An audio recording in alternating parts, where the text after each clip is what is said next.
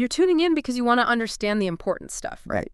Get a clear picture without wading through, endless information. Exactly. Today, we're tackling a really significant and often debated issue: the role of armed civilians when an active shooter incident occurs. Mm, It's a central point in our ongoing discussions about gun policy, and there are just a lot of strong feelings, a lot of assumptions out there. absolutely. And for you, the listener, trying to get a clear picture of this debate, the core message right out of the gate is that the data suggests a more active and, frankly, effective role for armed citizens than perhaps commonly understood. Okay. Our goal today is to really dig into new research that challenges some of those assumptions and hopefully provides a clearer view. We're specifically looking at a recent study from the Crime Prevention Research Center, or CPRC. CPRC, Yeah. yeah. They've uncovered some really interesting data and specific examples that we should probably talk about. Okay, let's get right to that core then. What's the main takeaway from this CPRC study? Like, what's the crucial finding we need to grasp immediately? Well, the central finding, and it's quite significant, is that legally armed civilians actually play a crucial role in stopping active shooter incidents. Okay. And perhaps unexpectedly, they often do so before law enforcement arrives on the scene. Before? Really? Yeah.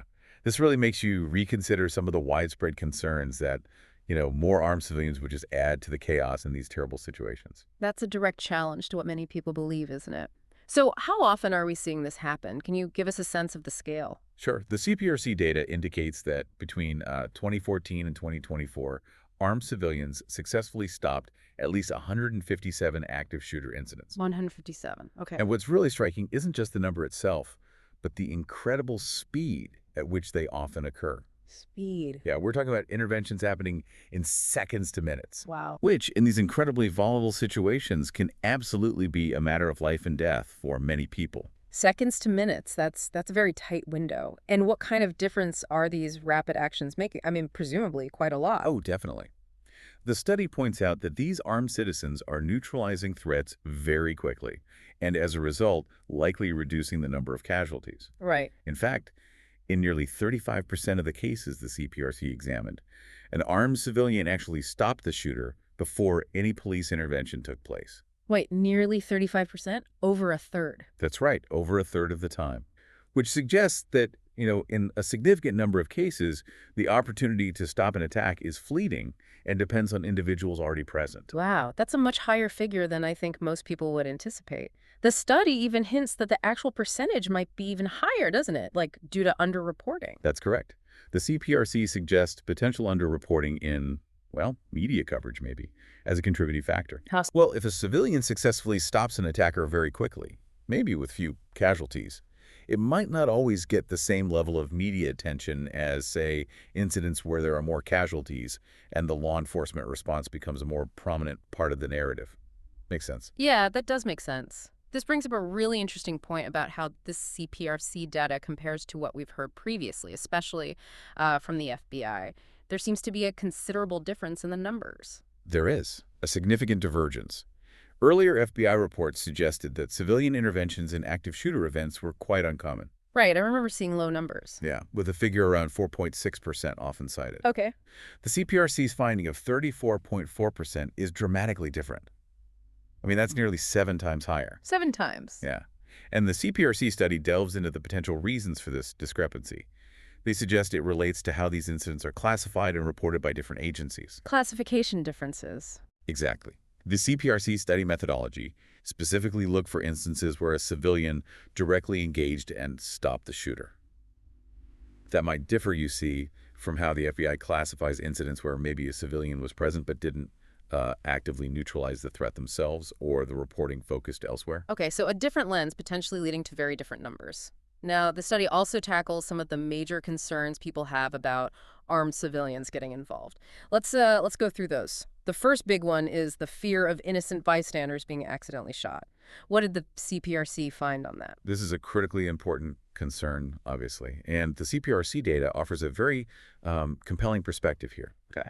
They found 0 documented cases in the past decades, so Huh. 2014 to 2024, where a legally armed civilian mistakenly shot an innocent bystander while in the act of stopping an active shooter. Zero. Like, actually zero. 0. That's what their research found. It's a powerful statistic, really. Wow. Okay, that certainly challenges that particular fear. What about the worry that armed civilians could be mistaken for the shooter themselves when law enforcement arrives, leading to tragic errors? Right. Another common concern, again, the CPRC study directly examined this. Their data shows no recorded incidents where police mistakenly shot a lawfully intervening armed civilian. None. None found in their data set for that period. Furthermore, they found no evidence to suggest that armed citizens have, in practice, complicated or disrupted law enforcement efforts during these active shooter incidents.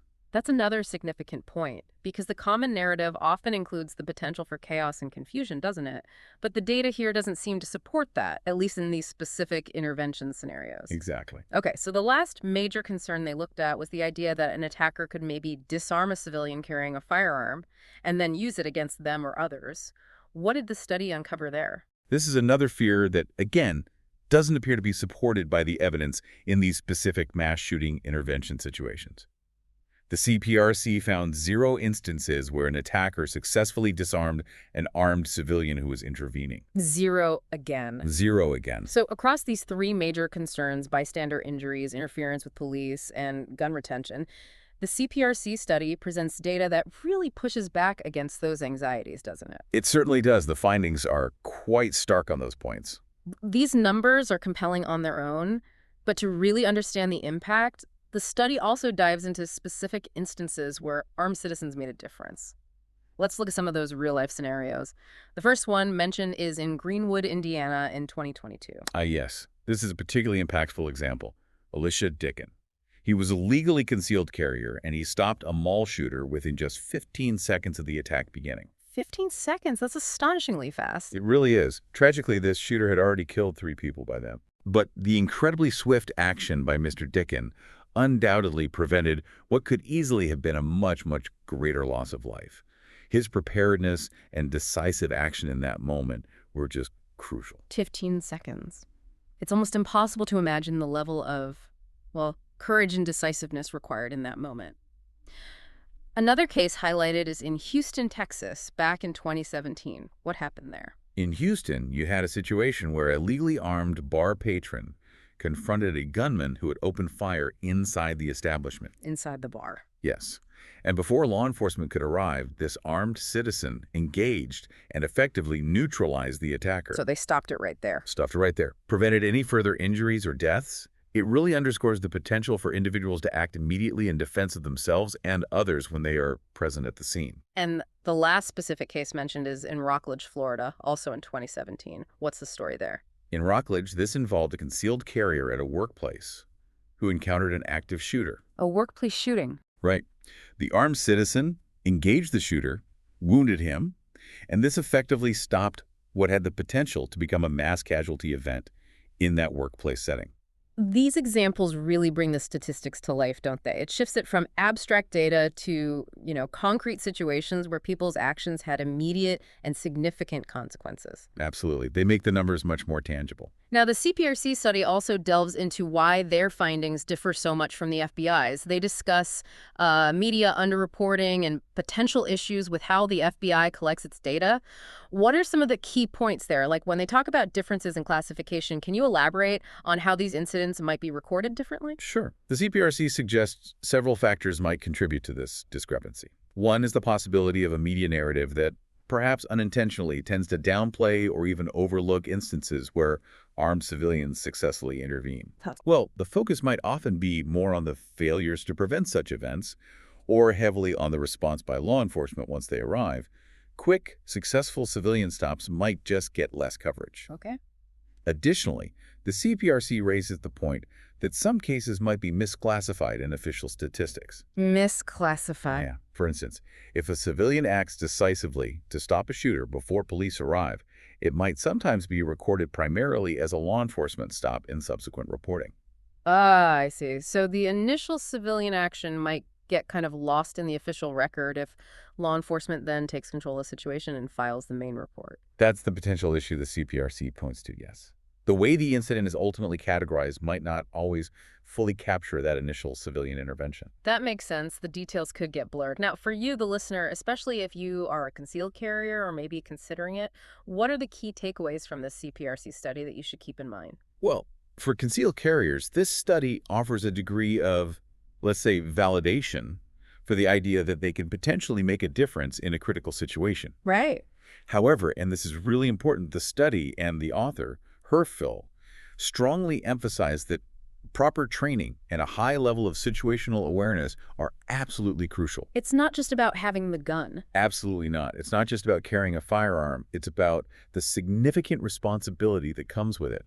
You need to be prepared mentally and physically. The source material even lists some key lessons for concealed carriers. What are those? Yes, the source highlights 3 key lessons, basically. First, the vital necessity to train regularly. Responsible firearm use isn't a one-and-done thing. It's a skill that requires consistent practice, discipline, and ongoing training. Makes sense. What else? Second, it's absolutely essential to know the law, specifically the laws surrounding the use of force. You have to understand exactly when it is legally permissible to engage in a defensive situation. That's critical. Okay, train regularly, know the law. And the third? And finally, being prepared for high-stress scenarios. Understanding that in these moments, quick and decisive action can be the difference between life and death, not just for yourself, but potentially for many others around you. It's about mental preparedness, too. That's all incredibly important context to consider. And speaking of the source, the author, Herfel, who wrote the piece discussing the CPRC data, has a pretty expensive background in this area, right? Which definitely adds a layer of credibility. Indeed, Herfel is described as a distinguished firearms instructor and competitive shooter with, get this, a 30-year career deeply rooted in firearm safety and tactical excellence. 30 years. Wow. Yeah. Their credentials include extensive experience in law enforcement and firearms education, so their analysis and the CPRC study they reference are certainly noteworthy. They come from a place of deep experience. So to bring everything together, what's the main point you want our listeners to take away from this deep dive into the CPRC's research, if there's one thing to remember? I'd say the key takeaway is that this study provides compelling evidence for the significant and perhaps often underappreciated role that legally armed civilians play in stopping active shooter incidents. Okay. The data challenges many of the common concerns surrounding civilian intervention, and it highlights the potential for responsible, trained gun owners to act as a crucial line of defense in these horrific events. And while this research focuses specifically on this aspect of armed civilian intervention, it's important for you, the listener, to remember that the broader discussion around gun control and public safety is, well, it's multifaceted and ongoing, isn't it? Precisely. This study offers a specific, data-driven perspective through which to view one element of that larger discussion. It suggests that legally armed citizens are not simply bystanders, but can indeed be lifesavers in critical situations, according to this research. So considering the data we've discussed today, the frequency of civilian intervention, the lack of evidence supporting those common fears like bystander harm or police interference, and those real-world examples, it really prompts some serious thought. It does. What are the broader implications for how we understand public safety and maybe the role of armed citizens in their own defense and the defense of others? It definitely gives us a lot to consider and explore further as we all try to navigate this really complex issue.